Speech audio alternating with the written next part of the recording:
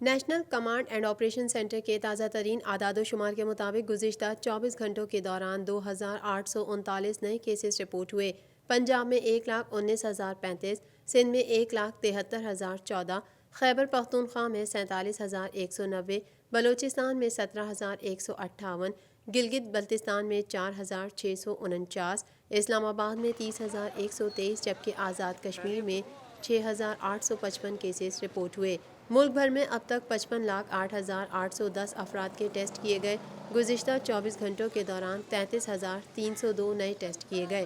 اب تک 3,41,423 مریض صحت یاب ہو چکے ہیں جبکہ 2,046 مریضوں کی حالت تشویشناک ہے۔ پاکستان میں کرونا سے ایک دن میں 40 افراد جاں بحق ہوئے جس کے بعد وائرس سے مرنے والوں کی تعداد 8,025 ہو گئی۔